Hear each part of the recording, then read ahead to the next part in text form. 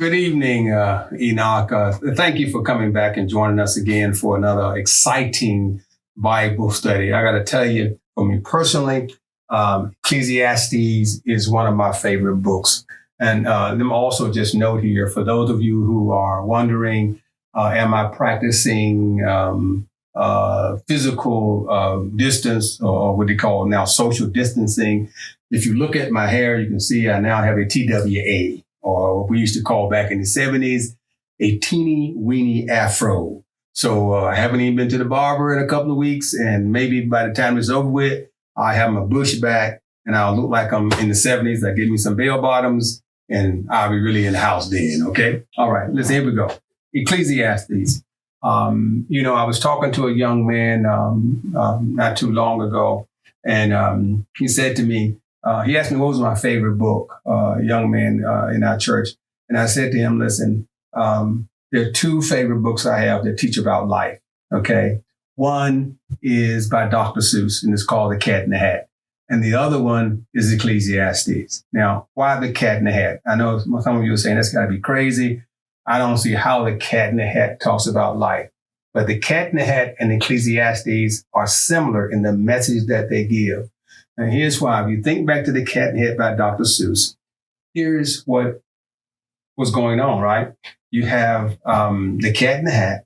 He comes to the house where these two young kids are, and he says to them, hey, listen, you guys are not having fun, and you need to have fun.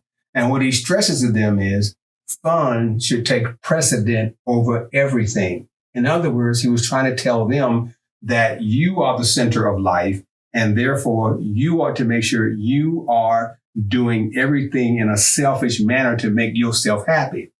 Now, there's a fish in a fishbowl that says to the young kids, no, your mother would not like this. So, but they do it anyway. And the cat in the hat has, thing 1, thing 2, and thing 3. Okay. Now, if you think about it as a metaphor, here's what you have. You have the cat in the hat, which is Satan, saying, you know what? Be selfish. Only think about yourself. You have thing 1, thing 2, and thing 3, which are like his little imps pushing you on. Then you have the fish, which is your conscience saying, don't listen to the devil. You need to do what your mother told you to do. In Ecclesiastes, it talks about life too. And what it says to us basically is this. When you focus on material gain, when you focus on a selfish way of looking at life, you end up losing because you really don't get to enjoy life. And that's what I like about the book of Ecclesiastes. Now, here we are. We've covered chapter 1. In chapter 1, just again, a quick recap. In chapter 1, here's what we learned, that there are two important things. One was about vanity. Vanity, according to the preacher, is simple. The preacher said that vanity equates to what we would call, I guess, something that has no value.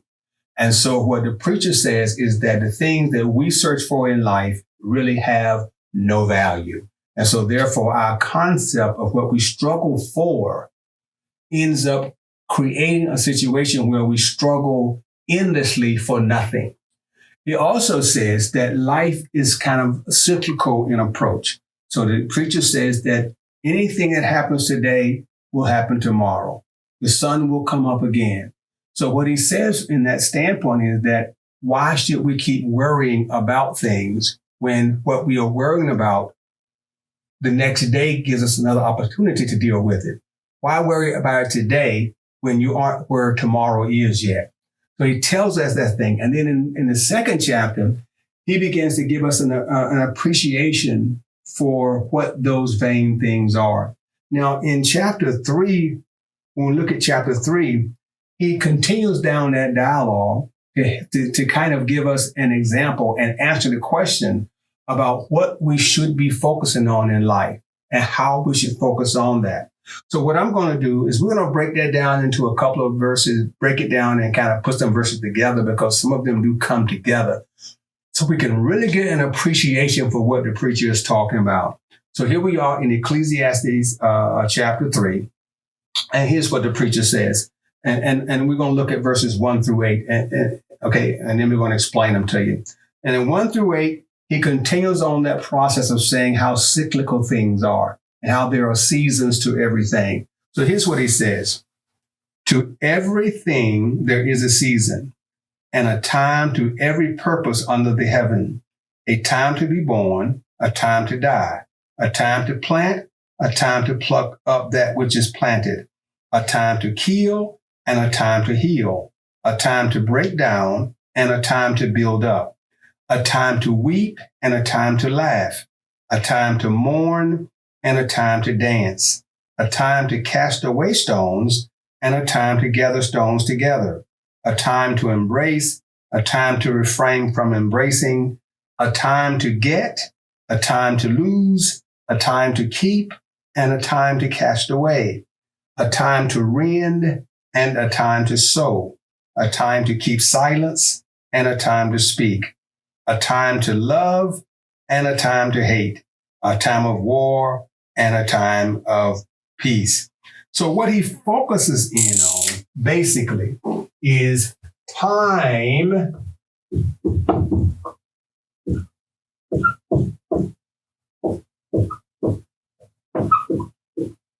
is seasonal. So what he focuses in on is that when you look at how we operate, he's saying that there's a specific time for each season. There is a certain time, a specific time for everything to happen in each of our lives. So he's saying that each season has been determined by God for God's purpose. So everything that happens in life has already been predetermined and preordained for God's purpose to happen. And every season has a purpose to it. And the purpose will dictate how long the season lasts. Because until the purpose for the season has come, the time of it will keep going. And there is a time and season for everything. So now, I'm not going to go through every season that he talks about or every time. We're going to just go through a couple of them just to kind of give some, kind of like a departure point. So you can, as you're doing your reading, that you can kind of, go back and decipher all this stuff on your own. He says there's a time to be born and a time to die, right? A time to be born and a time to die. Because here's what the preacher is alluding to, that God has already established our season. Now, for some people, that season might be 60 years. For some people, that season might be 70 years. And for some people, that season might be 100 years. But God has already preordained and established there is a time, there's a season for your life. And that season is based on the purpose he has designed for your life. Now, once you reach that purpose, your time will be up. And so that determines how long you're going to live. So sometimes we look at life and our thought process is, let's say for someone that dies young, we'll say things like, it's a shame that they died so young. But what the preacher is saying is they have fulfilled their purpose. There was no need for them to keep living. Our thought process is, my living is for me. So the preacher says, no, your living is not for you. Your living is for God. And so once that purpose has been exhausted, you no longer need to live anymore. Therefore, your time is up. And that it doesn't matter who you are, whether you are the thief, the robber, the president, the preacher, the garbage collector, or whatever. Each of us has a purpose that God has in store for us in this entire universe. We know that if you go back to verse chapter 2, because he talks about even the animals have purpose. Everyone has purpose. The lion is going to eat the gazelle. The gazelle is going to eat the grass. The grass is going to grow when it rains. Everything has purpose. But when their time is over with, their purpose is over with, and therefore it's gone. So how does that deal with vanity? In other words, when he says that, why then am I worried about how long I'm going to live? Why do I do things and fixate on longevity when what I need to be fixating on is what is God's purpose for my life? Because the simplicity of life is this.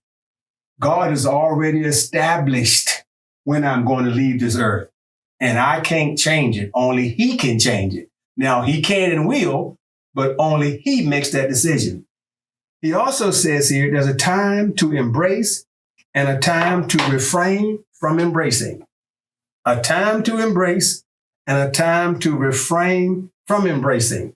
Now, this one is near and dear to all of our hearts because there was a time to hug people, and now we're at a time to refrain from hugging people. It's time to not touch them. Now, I don't know if Solomon was talking about this time or not, but the concept, when you think about it, is true because there is a time to pull people towards you. That's what he's saying.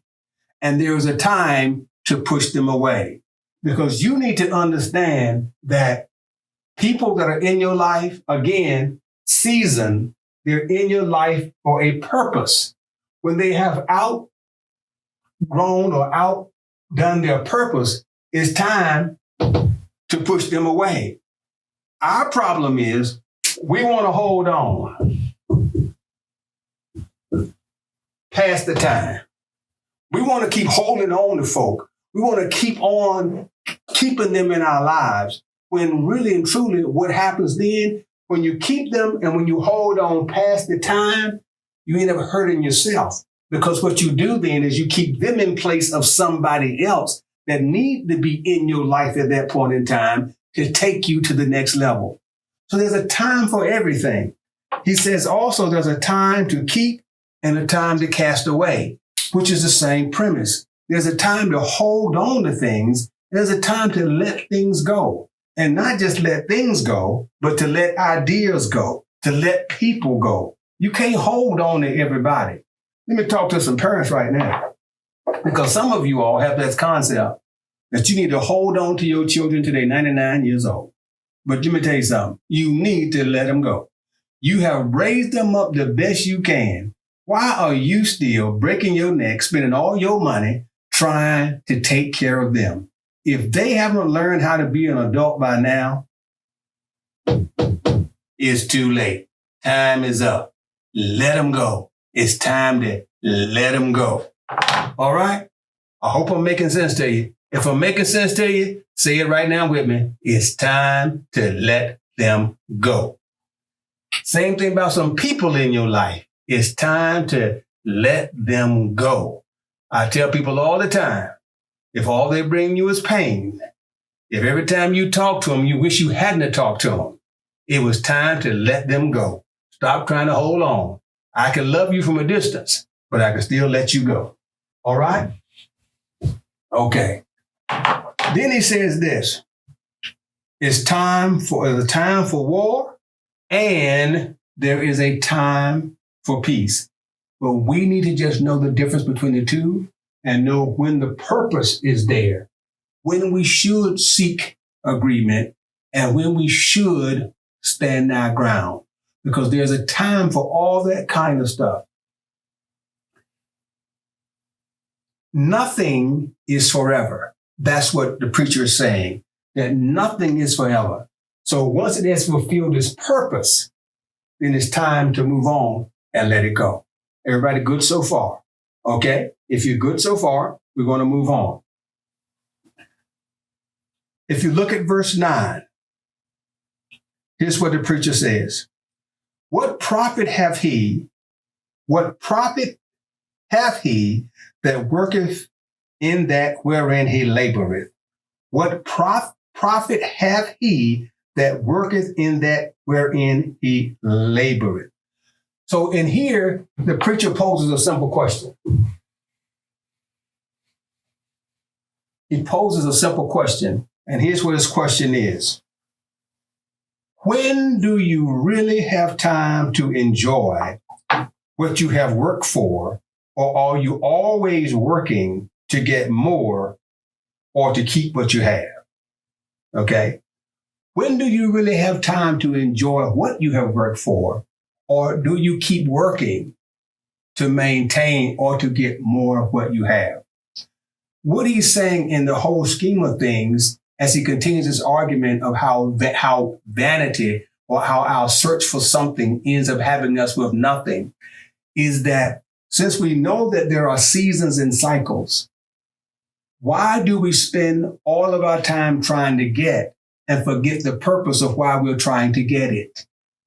Why do we spend all our time trying to acquire and not enjoying that which we acquire, forgetting the reasons why we try to get it?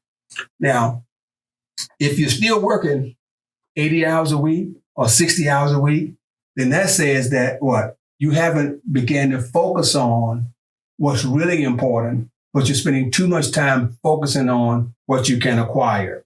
Now, verse 10 through 14, those verses kind of come together.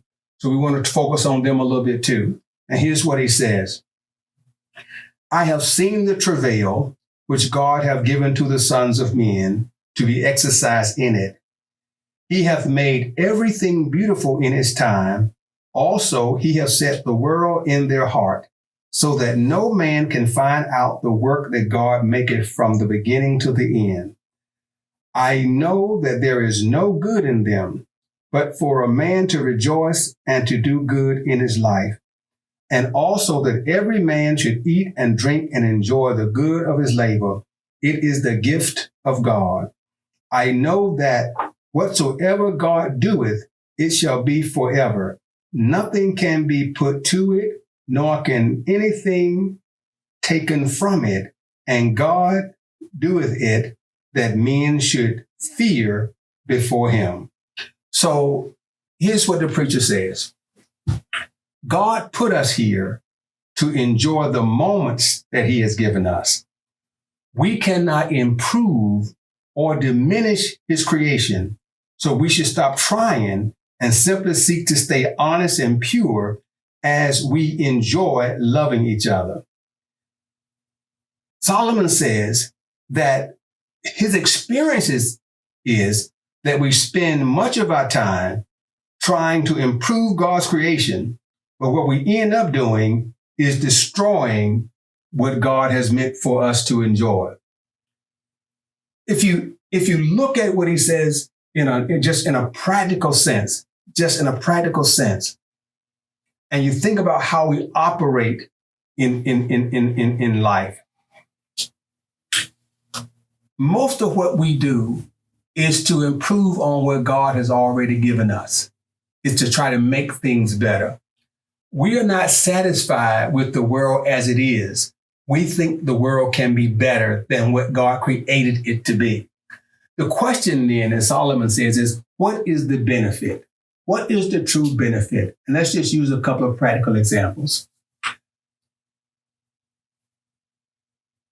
We believe that bigger is better, right? Most people feel like that, you know what? You want a 4,000 square foot house. You want a huge backyard, front yard. You want furniture that's elaborate, and you want the big screen TV and all this stuff, right? And what he's saying is this. If you have 5 bedrooms, how many can you sleep in at one time? He's saying, if you have a living room and a den and a dining room and a kitchen, can you eat in your kitchen and your dining room at the same time? If you have a den and a living room, in old school we called them front rooms, but living room and a den, well, do you really relax in both of them? Well, the living room, most people, we call it a living room, but we don't live in it. We live in the den. That's where we spend the most of our leisure time. So what the preacher is saying then is that we know that God made everything beautiful. Why do we try to improve on his creation? Why do we try to assume that the way he made it wasn't the way it should be? Because when we do that, really, he said we harm ourselves. We don't take advantage of the true beauty that God has given us. And what we know is that we cannot improve on perfection. And he's already perfected things. And so he says then, since we know that, why do we keep trying? Because what happens is the more we try, the less enjoyment we get out of life. And the less enjoyment we get out of our relationship with God. In fact, we do damage to both, to our own well-being and to our relationships with God. Because now what we do is we spend all our time getting something, and then we have to work hard and spend all our time to maintain it. So again, he says, listen, God made it for you to enjoy it. Stop trying to improve it. Just enjoy it the way God gave it to you, because he's already determined the best way for you to enjoy life. Okay? Now, 15, I'm going to stay here for a little while because I think this is some deep stuff and it's extremely important that you catch this. He says, that which have been is now, and that which is to be hath already been, and God requireth that which is past. Let's say it one more time, and I hope you're reading it with me. That which has been is now. So the past is current. That which is to be have already been. The future is past, and God requireth that which is past. That God requires that which is past, meaning what God established years ago, he has already required that it will happen in the present and in the future. So here's what this says in a sense, that God has established our present and our future long ago in the past. So before you were living, he designed what you would be. Now, here's why I say this is a little deep. In life, here's what this is saying. Number one, that your past, that which have been is now. So that means your past is now. That which was behind you is what makes you what you are now. Okay? But then he says, that which has already, and that which is to be hath already been. So then he says, that which is to be, which is future, is past. So that which is future is past. Then he says, and God requires that which is past. So he's saying that the past has to equal my now and my future. Okay? Now, so he's saying what? My past has to be my now. My future has to be my past. And my past has to equal my now and my future. All right? You got that? Let that simmer for a while. Now that you got that, let's consider what that really means. For all that to be true, here's what that says. In life, you have one of two choices to make. And it's really one decision that puts you on two roads. Okay? So that means here you are. And you have to decide which one of these roads you have to decide which one of these roads you're going to take. Now, one road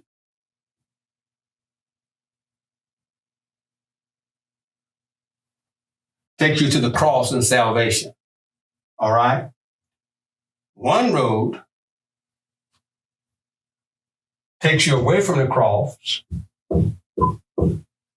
and keeps you focused on self. That's what he's saying. Now, what he's saying is this, that God, and I'm going to symbolize God, well, let me say it, since I'm not supposed to draw God, I'm just going to write the word God.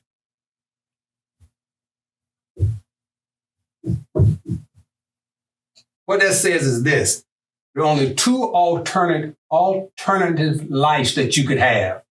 One, that you focus on yourself. One, that you accept God.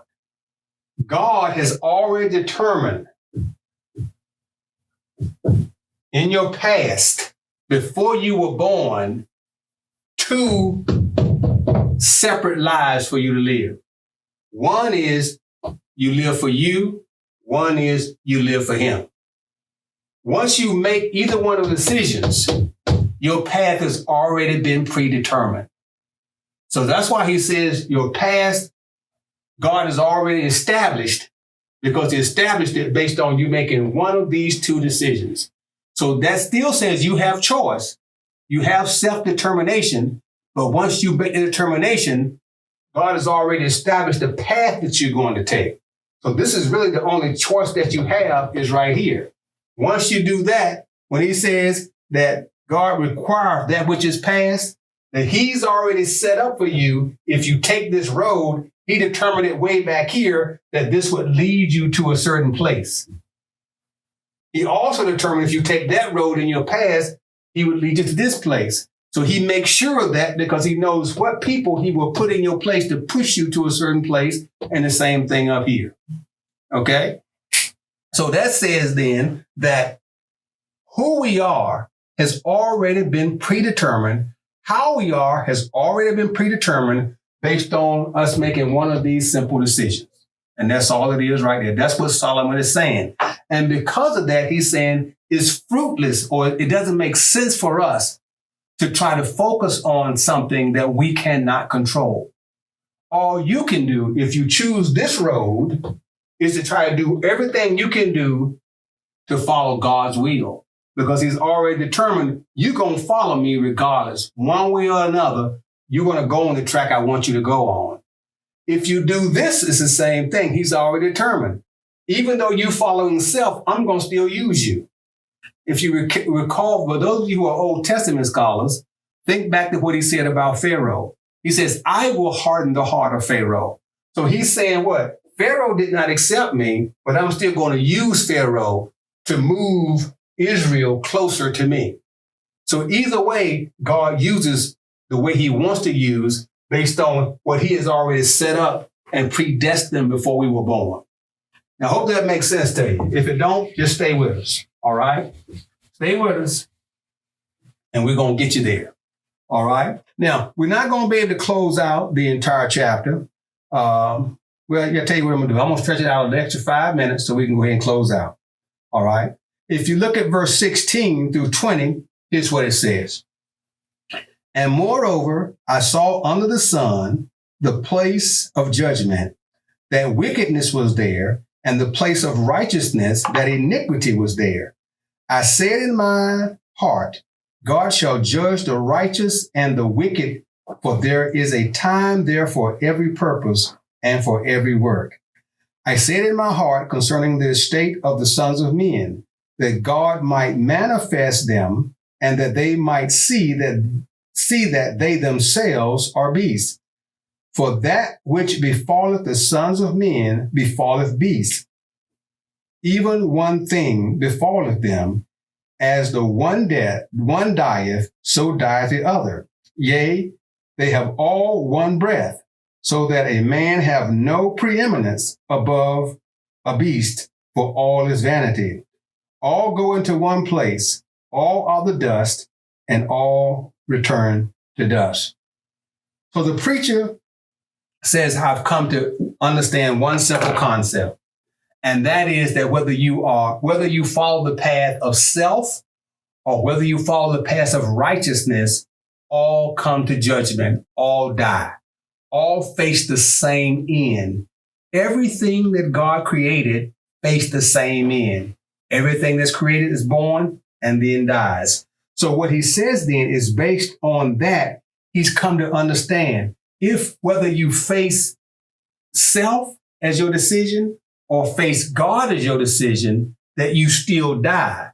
It would make sense to an intelligent individual to recognize that I need to turn to God because all people die. Okay, how much money you got? Okay, how much wealth you got? You're going away from here one day. Now, to close out the chapter, 21 and 22 says, who knoweth the spirit of man that goeth upward, and the spirit of beast that goeth downward to the earth? Wherefore I perceive that there is nothing better than a man should rejoice in his own works, for that is his portion. For who shall bring him to see what shall be after him? So here's what he says. When man dies, soul goes there or goes to be with God.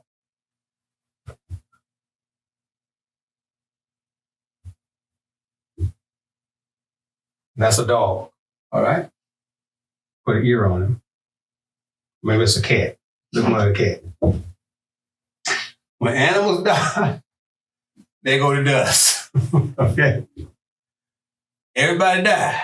Now he's saying this. Rich die, the poor die. When you die, your soul goes here to see God. Your body goes here and comes to dust. Any money that you have stays on this earth. Everything you work for stays on this earth. He says, what you don't know when you die is who's going to get what you work for. You just assume that you know who's going to get it, but you don't know. He says, so since that's the case, why do you spend all your time not enjoying what God gave you?